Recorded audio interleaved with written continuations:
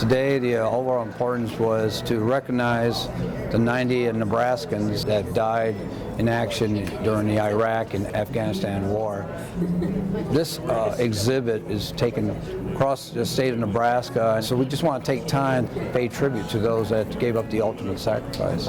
One thing we teach here, especially in ROTC, and I mean, the kids don't have to be in ROTC to know what patriotism is. I wanted to share this, not just with my ROTC class, but the entire school, to make them hopefully understand the sacrifices that were given by these young men and women.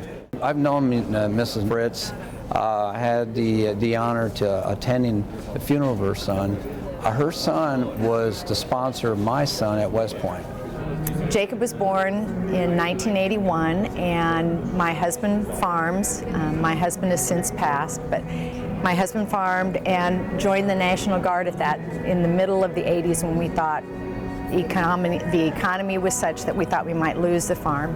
We always told our boys, they were going to go to college, and we said, a teacher and a farmer may not be able to pay for that, so you're going to have to do something else. And so we had suggested him joining the National Guard, and as a mom, I have my kids dream big, and I said, well, ROTC, and I said, well, why not one of the academies? My dad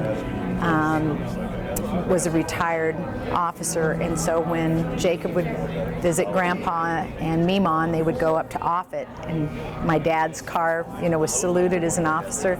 Jake goes, oh, I want to do that. His drive was he wanted to be a leader. His commanding officers and others at his memorial service said he was one of the best young officers they had ever seen, and you kind of tell that when he was taken off the fob and given this assignment in Karbala, because he was away from it. It was him and his little group of men that were in charge of training these Iraqi soldiers. I can remember one night he called, and he was so frustrated because the dynamics in Iraq are so different than the United States. We are a united country, and I think we need to remember that and appreciate that, because when you go to other countries, the different ethnic groups are so separated that it's hard for them. You hear about the Shiites and the Sunnis, and even though they're both Iraqis, they are not always necessarily united. And Jacob's goal was to try to unite them and to serve a common goal. And he was doing a good job. And they say Muqtada al-Sadr and his group of men wanted him out of there.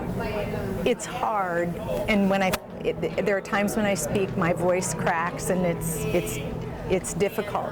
But if you were to meet my son Jacob had a huge smile and gave everybody a chance. It didn't matter who you were, where you were from, anything. He was just one of these people that just loved people and wanted you to have that love of life and love of country. And so when I'm asked to do things like this, I look and I think, I've got to go out there and do this. I've got to honor my son. So I'm doing this in his honor.